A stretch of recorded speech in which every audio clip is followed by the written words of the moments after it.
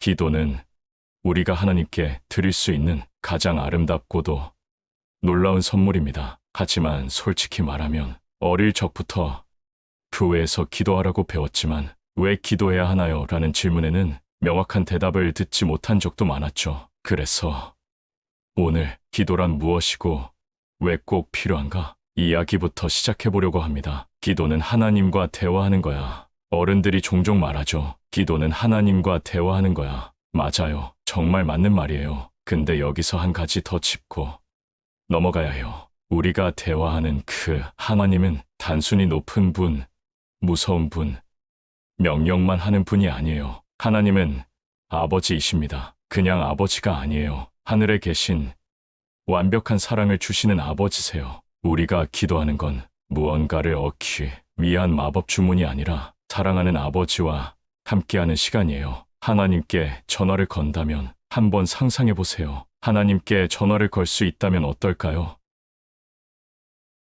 여보세요. 하나님이시죠? 응. 내 사랑하는 딸아, 아들아, 기다리고 있었단다. 기도는 바로 그런 거예요. 내가 하나님께 마음의 전화를 거는 일, 그리고 하나님은 절대 부재중이 아니세요. 항상 통화 가능, 항상 기다리고 계신답니다. 근데 하나님은 다 아시잖아요? 어떤 친구들은 이렇게 말할지도 몰라요. 근데 하나님은 다 아시잖아요. 굳이 말 안 해도 되는 거 아니에요. 맞아요. 하나님은 우리의 생각, 마음, 아픔까지도 다 아세요. 그런데도 기도하라고 하신 이유는 우리가 하나님께 의지한다는 걸 보여주기 위해서예요. 마치 엄마 아빠가 아이가 배고픈 걸 알면서도 배고파요라는 말을 듣고 싶어 하는 것처럼요. 그건 단순한 요청이 아니라 사랑의 연결이기 때문이에요. 기도하지 않으면 어떻게 될까? 기도하지 않는 삶은요, 길을 잃은 사람과 같아요. 지도를 들고 있어도 어디로 가야 할지 모르면 계속 제자리 걸음만 하게 되죠. 우리의 삶도 똑같아요. 하나님께 묻지 않고 자기 생각대로만 살면 자꾸 넘어지고 막히고 힘들어져요. 하지만 기도하는 사람은 길을 물어볼 줄 아는 사람이에요. 하나님은 그 물음에 늘 답해 주시죠. 예수님도 기도하셨어요. 놀라운 사실 하나 알려줄게요. 예수님도 기도하셨어요. 하나님의 아들이신 예수님께서도 중요한 일을 앞두고 어려울 때, 감사할 때 항상 기도하셨어요. 왜 그럴까요? 예수님조차 하나님 아버지와 연결되는 시간을 절대 놓치지 않으셨기 때문이에요. 우리는 예수님보다 더 기도가 필요해요. 왜냐하면 우리는 연약하고 실수도 하고 마음이 자주 흔들리는 존재니까요. 기도는 내가 흔들릴 때 하나님 손을 붙잡는 방법이에요. 그런데 어떻게 기도해야 하죠? 기도가 중요하다는 건 알겠어요. 근데 어떻게 기도해야 하죠? 예수님 당시에도 제자들이 와서 이렇게 물었어요. 주님, 우리에게 기도하는 법을 가르쳐 주세요. 그때 예수님이 하신 말씀이 바로 너희는 이렇게 기도하라. 바로 그 기도가 우리가 잘 아는 주기도문이에요. 이 기도는 짧지만 하나님과의 관계, 우리의 삶 용서, 미래까지 모든 걸 담고 있는 완벽한 기도예요. 이제부터 우리는 예수님이 알려주신 그 한 줄 한 줄의 기도를 다시 배우고 다시 느끼고 다시 살아내는 여정을 시작하려고 해요. 아주 쉬운 말로 가슴 깊이 닿는 언어로 하늘의 언어를 배우는 시간. 기도는 하나님과 내가 연결되는 사랑의 끈입니다. 이제 우리 예수님이 가르쳐 주신 그 기도를 한 줄씩 따라 걸어가 볼까요? 우리가 기도를 시작할 때 예수님은 이렇게 말씀하셨어요. 하늘에 계신 우리 아버지요. 너무 익숙한 말이죠. 교회 다니는 사람이라면 어릴 때부터 수도 없이 외웠던 문장이에요. 하지만 잠깐만 이 구절을 다시 한번 천천히 말해볼게요. 하늘에 계신 우리 아버지요. 이 안에 우리가 꼭 알아야 할 두 가지가 들어있어요. 하나는 하늘에 계신 분, 또 하나는 우리의 아버지라는 거예요. 먼저 하늘에 계신이라는 말부터 볼게요. 여기서 말하는 하늘은 단순히 우리가 눈으로 보는 하늘, 구름 둥둥 떠다니는 그 하늘만 말하는 게 아니에요. 하늘은 성경에서 하나님의 자리, 즉 하나님의 통치가 있는 곳을 뜻해요. 그 말은 곧 우리가 기도하는 하나님은 세상 누구보다도 높고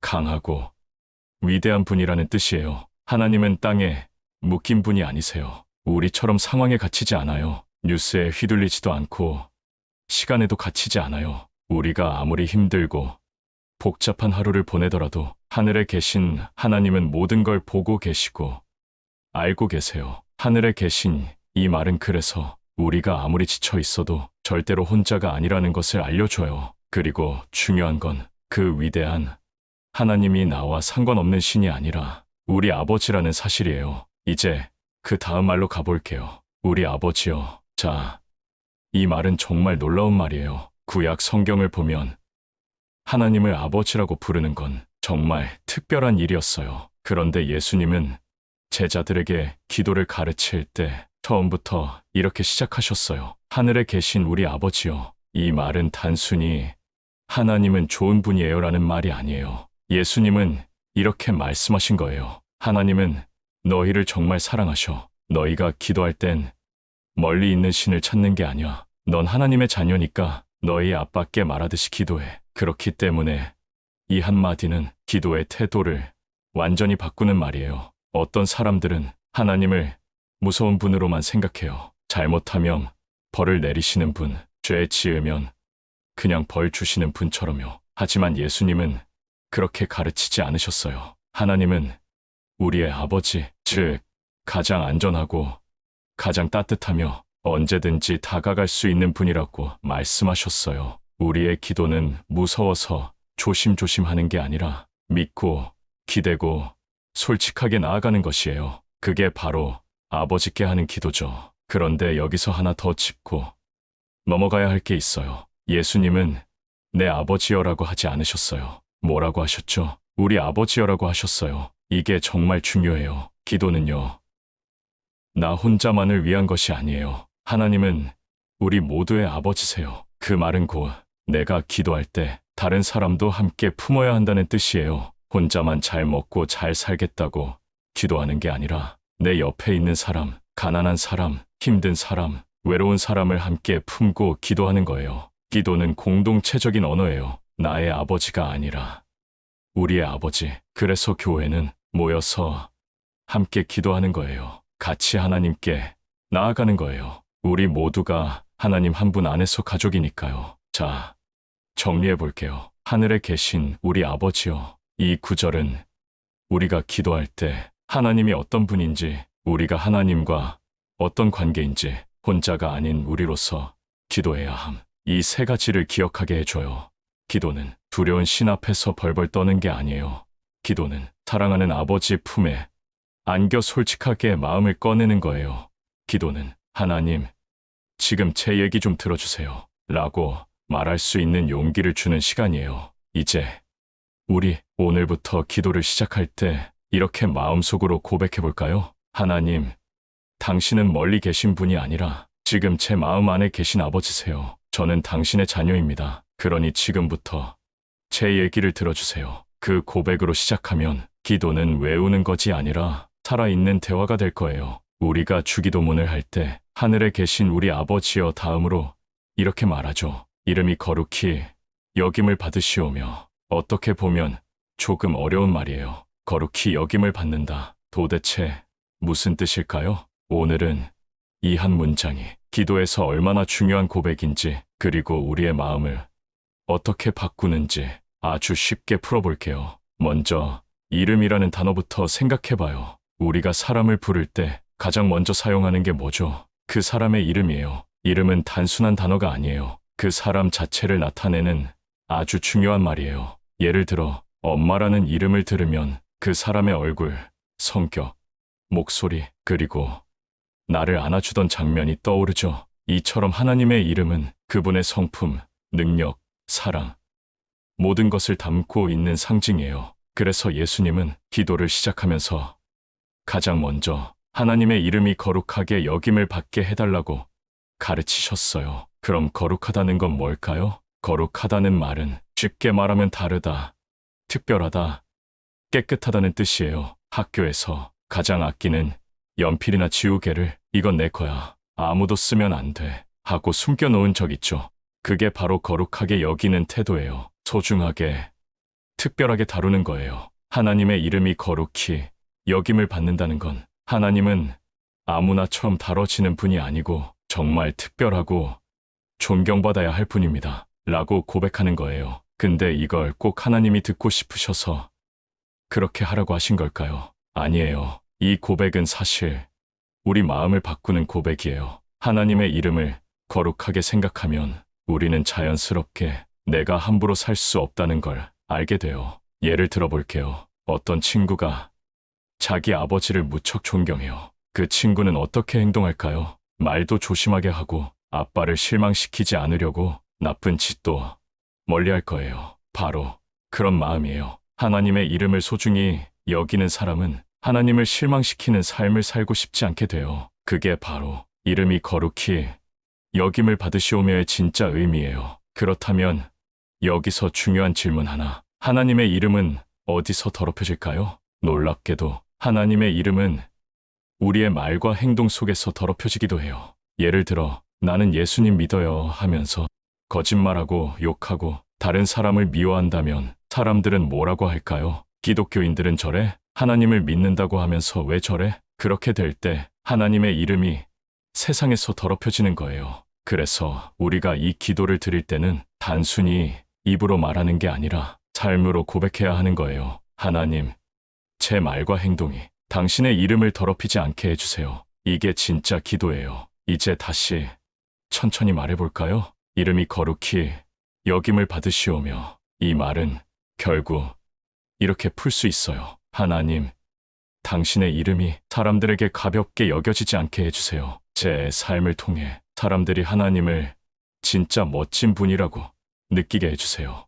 우리가 그렇게 기도할 때 하나님의 이름은 우리를 통해 이 세상에서 더욱 빛나게 될 거예요. 기도를 하다 보면 어느 순간 입에 붙어서 그냥 넘어가게 되는 구절들이 있어요. 나라가 임하시오며도 그 중 하나일 수 있어요. 하지만 이 한 문장은 기도의 흐름을 완전히 바꾸는 터닝포인트예요. 앞에서는 하나님이 어떤 분이신지 그분의 이름이 얼마나 소중한지를 고백했죠. 그 다음 단계로 예수님은 우리에게 이렇게 기도하라고 하셨어요. 나라가 임하시오며 이게 무슨 뜻일까요? 먼저 나라라는 말을 보자. 여기서 말하는 나라는 대한민국 같은 세상의 국가를 말하는 게 아니에요. 성경에서 하나님의 나라라고 할 때는 그건 하나님이 왕이신 곳, 하나님의 뜻이 이루어지고 하나님의 질서가 다스리는 곳을 말해요. 한마디로 말하면 하나님의 통치가 있는 곳이 바로 하나님의 나라예요. 그럼 그 하나님의 나라가 어디에 임하는 걸까요? 하늘나라만을 말하는 걸까요? 천국 가게 해주세요란 뜻일까요? 아니에요. 예수님은 우리가 이 땅에서 지금 하나님의 나라가 임하길 기도하라고 하셨어요. 이건 굉장히 중요한 포인트예요. 하나님의 나라는 죽은 뒤에만 가는 장소가 아니라 지금 여기서부터 시작되는 삶의 방식이에요. 그렇다면 다시 물어볼게요. 하나님의 나라가 임한다는 건 무슨 뜻일까요? 예를 들어 학교에서 친구들끼리 서로 미워하고 싸우고 거짓말하고 따돌리고 욕하고 이런 분위기 속에 있다면 거긴 누가 다스리는 곳일까요? 하나님일까요? 아니면 사람들의 욕심과 미움이 왕이 된 곳일까요? 그런데 그 한가운데에서 누군가가 손 내밀고 용서하고 이해하고 진실을 말한다면 그 사람을 통해 하나님의 나라가 임한 거예요. 즉, 하나님의 나라는 눈에 보이지 않게 사람의 마음과 행동을 통해 들어오는 거예요. 예수님이 오셨을 때 하신 첫 번째 말씀이 있어요. 회개하라. 천국이 가까이 왔느니라. 여기서 말하는 천국이 바로 하나님의 나라예요. 예수님이 이 땅에 오심으로 하나님의 나라가 시작된 것이에요. 그리고 예수님은 지금도 그 나라가 계속 확장되길 바라세요. 그 확장의 시작이 뭘까요? 기도입니다. 기도 없이 하나님의 나라는 임하지 않아요. 왜냐하면 기도는 우리가 하나님의 뜻에 동의하고 받아들이는 순간이기 때문이에요. 기도란 내 뜻을 하나님께 관철시키는 게 아니라 하나님의 뜻을 내 안에 받아들이는 시간이에요. 나라가 임하시오며라고 기도하는 건 이런 뜻이에요. 하나님, 지금 제 마음 속에 당신이 왕이 되어주세요. 제 생각, 제 감정, 제 선택을 이제부터는 하나님이 다스려 주세요. 그 말은 곧 하나님, 이제 제 삶의 주인은 제가 아닙니다. 라고 고백하는 거예요. 이 기도는 굉장히 용기 있는 고백이에요. 왜냐하면 우린 누구나 자기가 주인 되고 싶어 하거든요. 내가 하고 싶은 대로 하고 싶고, 내가 좋아하는 대로 말하고 싶고, 내 기분대로 움직이고 싶어요. 하지만 나라가 임하시오며라고 기도한다는 건 이제 그 자리에서 내려오고 하나님이 진짜 주인 되는 걸 받아들이는 것이에요. 그게 바로 하나님의 나라가 임하는 첫걸음이에요. 그리고 이건 내 개인의 삶뿐만 아니라 우리 가정, 학교, 교회, 나라, 세계 전체를 위한 기도이기도 해요. 내 가정에 하나님의 나라가 임하면 서로를 더 이해하고 따뜻하게 말하게 돼요. 내 학교에 하나님의 나라가 임하면 왕따가 사라지고 진실이 살아나요. 이 사회에 하나님의 나라가 임하면 거짓과 탐욕이 사라지고 정직과 정의가 회복되어 기도는 그렇게 세상을 바꾸는 하나님의 방식이에요. 지금까지 우리는 하나님의 이름이 거룩히 여김을 받고 그분의 나라가 임하기를 기도했어요. 그런데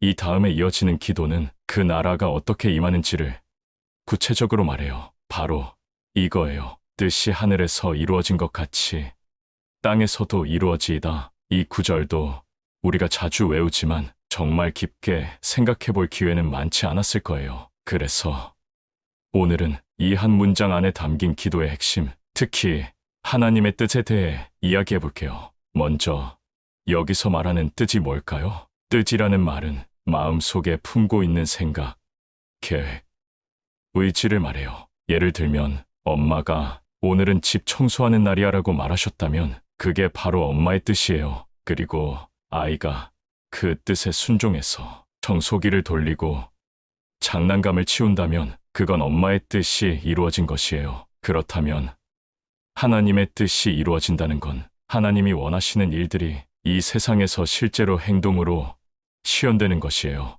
여기서 중요한 건 예수님은 하늘에서 이루어진 것 같이라고 먼저 말하셨다는 거예요. 그 말은 하늘에서는 하나님의 뜻이 완전히, 온전히, 망설임 없이 이루어진다는 뜻이에요. 하늘에서는 천사들이 하나님의 말씀을 바로 듣고 바로 순종해요. 거긴 거짓말도 없고 미루는 것도 없고 나중에 할게요 같은 말도 없어요. 예수님은 지금 우리가 그 하늘의 모습이 이 땅에도 이루어지길 기도하라고 하신 거예요. 이건 정말 놀라운 기도예요. 왜냐하면 이 세상은 하늘처럼 온전하지 않거든요. 사람들은 하나님의 뜻보다 자기 생각과 감정을 더 앞세워요. 그래서 싸움도 일어나고 거짓도 많고 잘못된 일이 계속 반복되는 거예요. 그런데 바로 그 세상 한가운데에서 우리가 이렇게 기도하는 거예요. 하나님, 당신이 원하시는 그 아름다운 뜻이 하늘에서처럼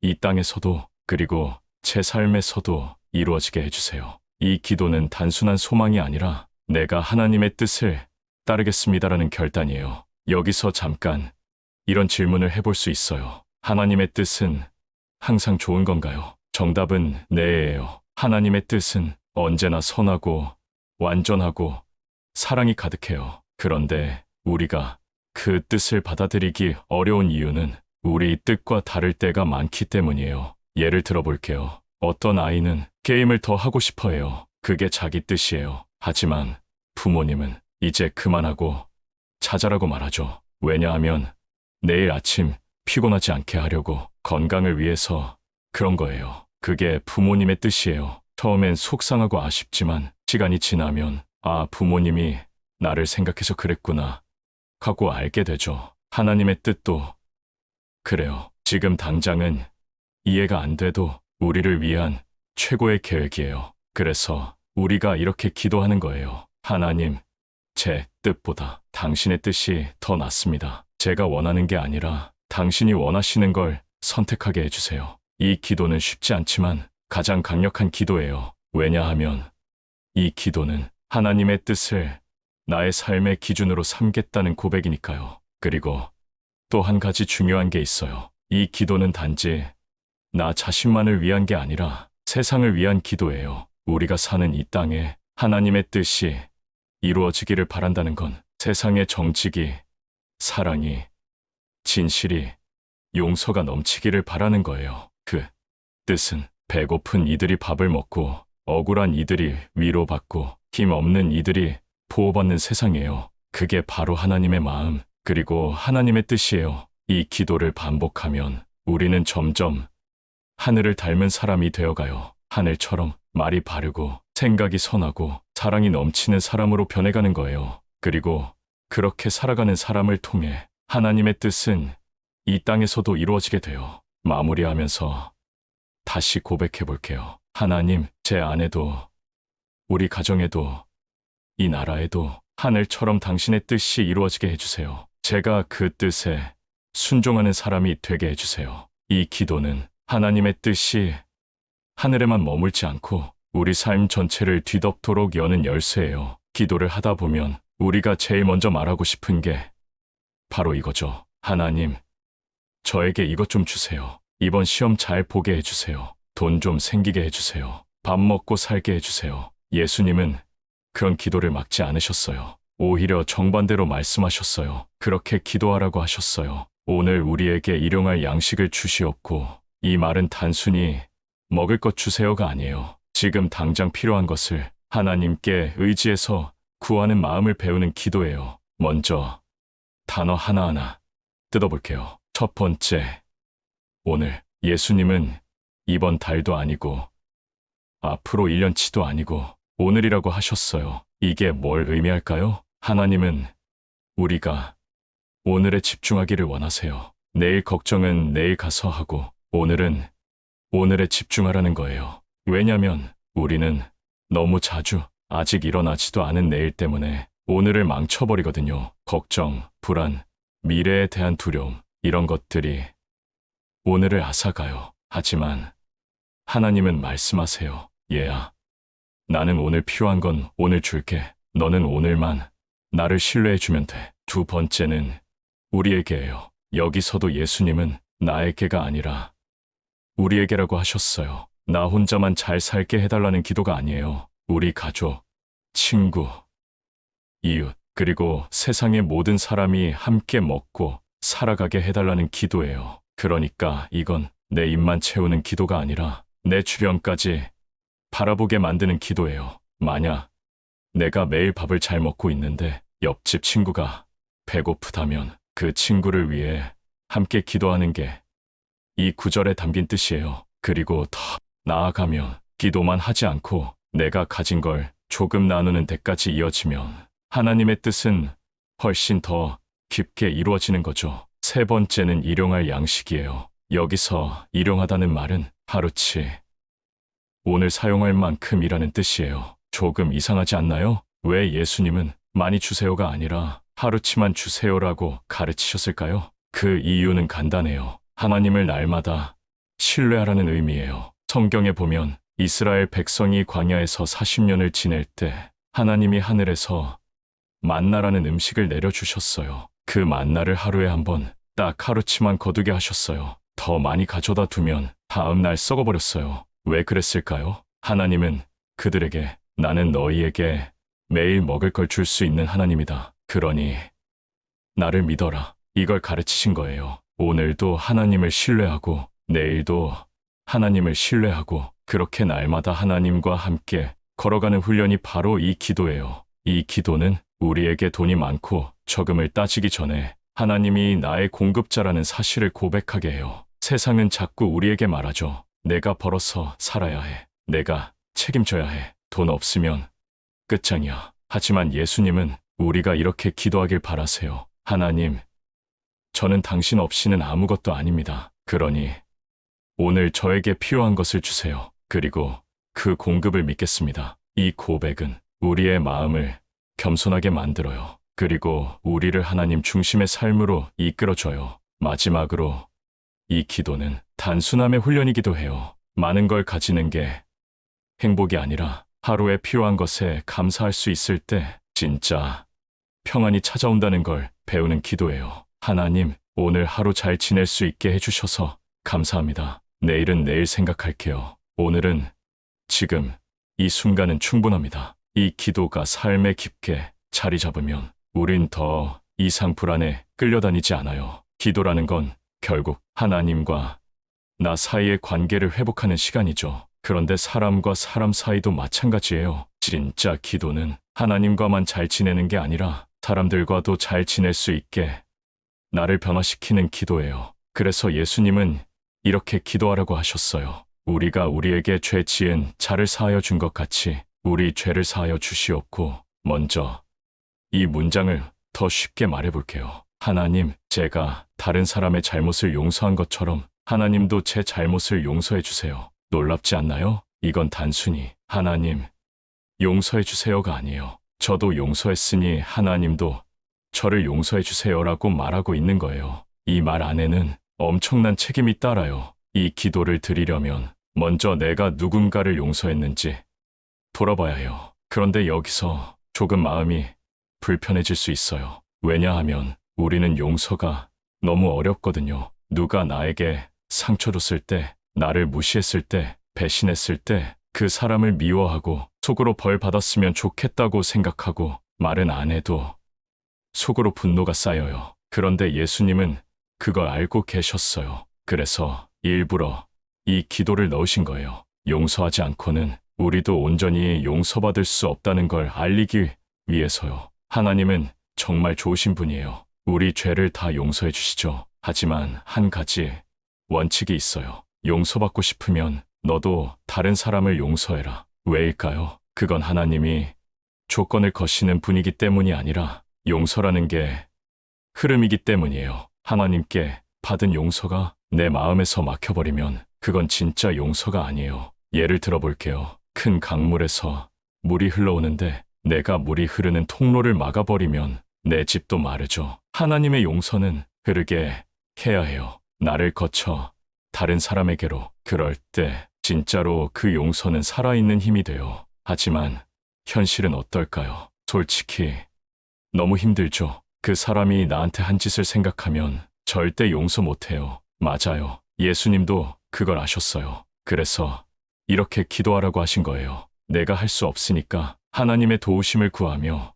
용서를 배우라. 기도는요, 내가 이미 잘하고 있어서 드리는 게 아니에요. 잘 못하니까 배우기 위해서 드리는 거예요. 그리고 이 구절은 두 가지 방향의 용서를 담고 있어요.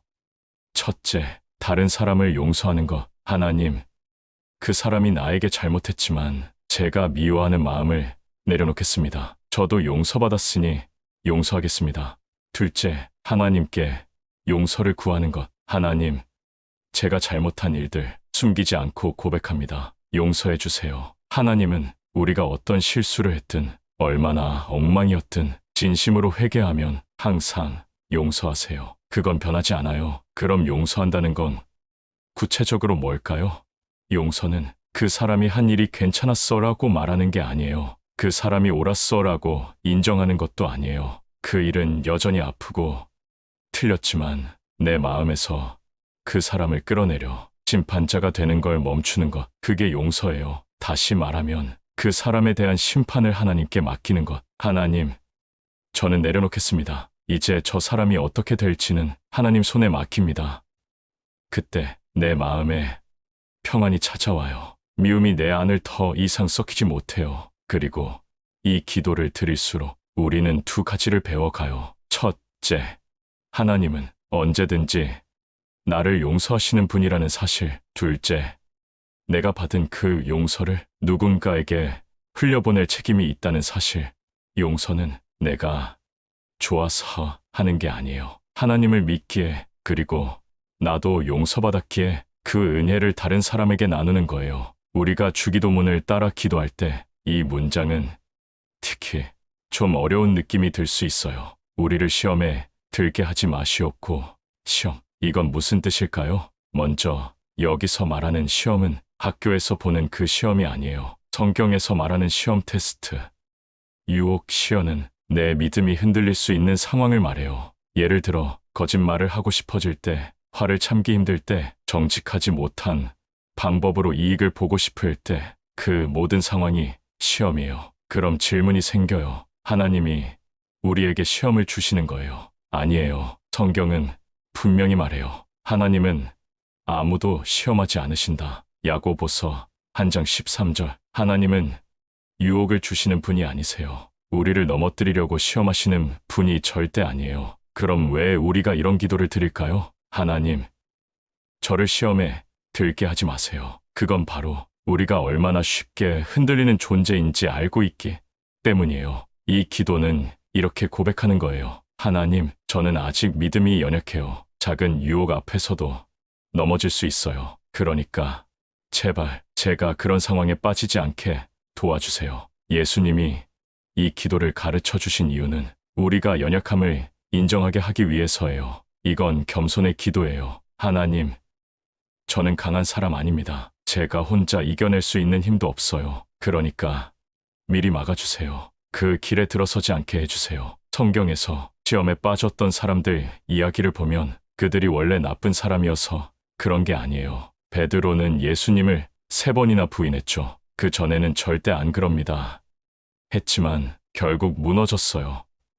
왜요? 시험 앞에 자신의 힘을 믿었기 때문이에요. 예수님은 겟세마네 동산에서 기도하셨던 장면을 기억하나요? 시험에 들지 않게 깨어 기도하라. 예수님은 제자들에게 이렇게 말씀하셨어요. 기도하지 않으면 시험은 어느 날 갑자기 다가와요. 그리고 그땐 너무 늦어요. 그래서 우리는 미리 기도해야 해요. 하나님, 제가 아직 약하니까 넘어질 만한 상황을 피하게 해주세요. 마음이 무너질 것 같은 자리는 지나가게 해주세요. 이건 도망치는 기도가 아니에요. 살기 위한 기도예요. 그리고 또 하나, 이 기도는 하나님의 보호를 구하는 기도예요. 세상에는 우리가 알지 못하는 많은 유혹과 함정이 있어요. 겉으론 멀쩡해 보여도 속으론 나를 무너뜨릴 수 있는 위험한 관계, 말, 상황들이 있어요. 우리는 그걸 다 분별할 수 없어요. 그래서 하나님께 이렇게 기도하는 거예요. 하나님, 제가 보지 못하는 걸 당신은 아시잖아요. 그러니까 저를 그런 길에서 건져주세요. 막아주세요. 이 기도는 결국 나는 나를 믿지 않아요라는 고백이에요. 하나님, 당신을 의지합니다라는 절대적인 신뢰의 표현이에요. 사람은 쉽게 넘어지고 쉽게 유혹에 빠져요. 하지만 하나님은 우리를 지키실 수 있는 분이에요. 이 기도는 하나님의 손을 꽉 잡는 손끝의 기도예요. 하나님, 제가 걸어가는 이 길 위에 넘어질 돌들이 있다면 당신이 먼저 치워주세요. 이 기도를 자주 드리면 우리는 조금씩 달라져요. 첫째, 내 한계를 인정하게 돼요. 둘째, 경고 없이 찾아오는 유혹 앞에서 늘 깨어있게 돼요. 셋째, 하나님이 매일 나를 지켜주신다는 평안을 경험하게 돼요. 그래서 예수님은 이 짧은 기도를 반드시 넣으셨어요. 우리를 시험에 들게 하지 마시옵고, 그 말은 하나님, 오늘 하루도 당신 손 붙잡고만 걷게 해주세요. 라는 의미예요. 다만 악에서 구하시옵소서.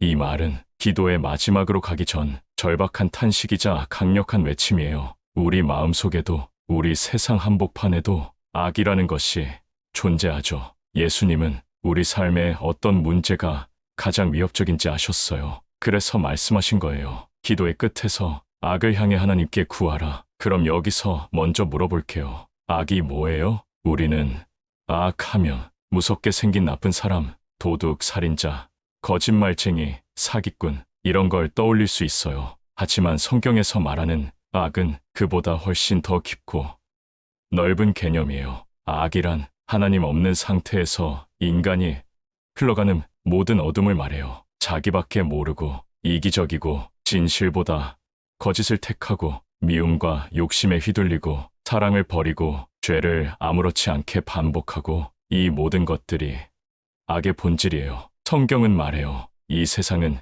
지금도 악한 자의 권세 아래 있다고요. 에베소서 6장을 보면 우리가 싸우는 대상은 눈에 보이는 사람이 아니라 악한 영적 세력이라고 말하죠. 그 말은 우리가 단순히 잘 살겠다는 수준의 싸움이 아니라 하나님과 멀어지게 하려는 어둠의 힘과 매일 전쟁 중이라는 뜻이에요. 그럼 여기서 우리는 중요한 걸 깨달아야 해요. 나는 아무리 착해도, 아무리 머리가 좋아도, 아무리 도덕적으로 살아도 이 악을 내 힘으로는 이길 수 없다는 것. 그래서 우리는 하나님께 이렇게 기도해야 해요. 하나님, 저를 악에서 구해주세요. 이 어둠 속에서 저를 건져주세요. 이건 단순히 나쁜 일 안 생기게 해주세요가 아니에요.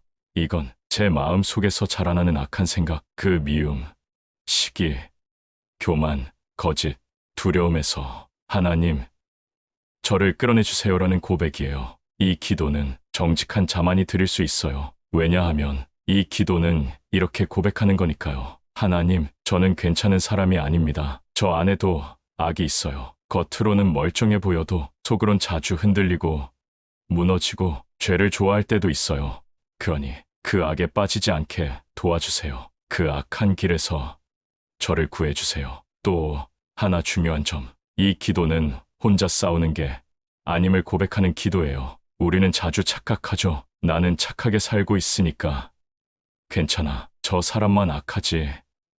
나는 아니야. 나는 큰 죄는 안 지었잖아. 하지만 예수님은 그 착각을 깨뜨리셨어요. 우리 모두에게는 죄성이 있어요. 그건 마치 매일매일 올라오는 잡초 같아요. 아무리 하루를 잘 살아도 기도하지 않고 방심하면 마음 한구석에서 시기, 교만, 질투, 정욕 같은 것들이 조용히 자라나기 시작해요. 그래서 이 기도는 매일매일 반복해야 하는 기도예요. 하나님, 오늘도 저를 지켜주세요. 악한 생각이 제 마음을 잡지 못하게 해주세요. 유혹이 오면 피하게 해주세요. 제 말과 행동이 사람을 다치게 하지 않게 해주세요. 이건 싸움이고 그 싸움은 하나님 없이 절대 이길 수 없어요. 예수님도 유혹을 받으셨어요. 광야에서 사탄에게 3가지 시험을 받았죠. 그런데 예수님은 말씀으로, 기도로 이기셨어요. 그 말은 우리도 말씀과 기도로 악을 이길 수 있다는 뜻이에요. 이 기도를 드릴 때 하나님은 우리에게 도망갈 길을 주세요. 영적 눈을 열어주시고 악을 분별하는 마음을 주시고 피할 길을 준비하세요. 너 혼자 싸우는 거 아니야. 내가 너와 함께 있어. 정리하자면 첫째, 악은 단순히 나쁜 행동이 아니라 하나님과 멀어지게 하는 모든 어둠이에요. 둘째, 우리는 악을 내 힘으로 이길 수 없어요. 하나님의 보호가 필요해요. 셋째, 이 기도는 겸손한 고백이에요. 하나님, 저를 지켜주세요. 넷째, 하나님의 능력은 모든 악보다 크고 우리를 끝까지 지켜내시는 힘이에요. 주기도문, 짧지만 모든 걸 담고 있는 기도. 예수님께서 친히 가르쳐 주신 단 하나의 기도. 너희는 이렇게 기도하라. 왜 예수님은 제자들에게 복잡한 철학도 긴 문장도 아닌 이 짧은 기도를 주셨을까? 그 이유는 명확해. 이 기도는 단지 말의 나열이 아니라 삶의 방향, 믿음의 고백, 영적 호흡이기 때문이야. 한 줄씩 돌아보자. 하늘에 계신 우리 아버지여, 내가 누구의 자녀인지 내 정체성과 하나님과의 관계를 고백하는 시작. 이름이 거룩히 여김을 받으시오며 하나님은 내 삶에서 가장 특별한 분이시며 그분의 이름이 내 말과 행동으로 높여지길 바라는 바람. 나라가 임하시오며 이 땅에, 내 마음에, 내 가정과 세상 속에 하나님의 다스림이 이루어지길 바라는 선언. 뜻이 하늘에서 이루어진 것 같이 땅에서도 이루어지이다. 내 뜻보다 하나님의 뜻을 먼저 선택하겠다는 순종의 다짐. 오늘 우리에게 일용할 양식을 주시옵고 오늘 하루 필요한 만큼만 주셔도 충분하다고 고백하는 믿음. 우리가 우리에게 죄 지은 자를 사하여 준 것 같이 우리 죄를 사하여 주시옵고 받은 용서를 흘려보내는 겸손의 실천. 우리를 시험에 들게 하지 마시옵고 내 약함을 인정하고 하나님의 보호를 간절히 구하는 기도. 다만 악에서 구하시옵소서. 이 세상과 내 마음속에 있는 어둠을 이길 수 있게 하나님의 능력을 붙잡는 간구. 이 기도는 단순히 암송할 게 아니야. 매일의 삶 속에서 살아내야 하는 말씀이야. 예수님은 제자들이 신앙을 말로만 배우는 게 아니라 기도로 하나님을 경험하길 원하셨어. 기도가 단순한 요청이 아니라 하나님의 손을 붙잡고 살아가는 법이라는 걸 알려주신 거야. 주기도문은 기도의 공식이 아니라 관계의 회복이야. 하나님과 나 사이의 거리, 사람과 사람 사이의 벽, 내 안에 무너진 마음과 흔들리는 삶, 이 모든 걸 다시 세우는 기도가 바로 이거야. 이제 생각해보자. 오늘 나는 정말 이 기도처럼 살아가고 있을까? 내가 드리는 기도는 그저 문제 해결 리스트는 아니었을까? 내 삶은 하나님의 나라를 향해 움직이고 있을까? 내 말과 행동은 하나님의 이름을 높이고 있었을까? 내 하루하루는 하나님, 오늘도 당신이 제 주인이세요. 그라고 고백하고 있었을까? 이제부터는 이 기도를 입으로만 하지 말고 삶으로 드리자. 기도할 때마다 하나님을 다시 아버지로 기억하고 하나님의 나라가 오늘 내 안에 임하길 구하고 오늘 필요한 것만으로도 충분함을 감사하며 용서하고 시험을 이기고 악에서 벗어나며 하루하루를 주기도문처럼 살아가자. 마지막으로 이 기도를 함께 고백해보자. 하늘에 계신 우리 아버지여, 이름이 거룩히 여김을 받으시오며 나라가 임하시오며 뜻이 하늘에서 이루어진 것 같이 땅에서도 이루어지이다. 오늘 우리에게 일용할 양식을 주시옵고 우리가 우리에게 죄 지은 자를 사하여 준 것 같이 우리 죄를 사하여 주시옵고 우리를 시험에 들게 하지 마시옵고 다만 악에서 구하시옵소서. 대개 나라와 권세와 영광이 아버지께 영원히 있사옵나이다. 아멘. 이 기도는 끝났지만 하나님의 나라는 지금 이 순간도 당신의 삶 속에 임하고 있어. 이제 이 말씀을 입술로만 외우지 말고 삶으로 살아내자. 기도는 끝났고 하나님의 뜻은 이제 당신을 통해 이루어질 것이다.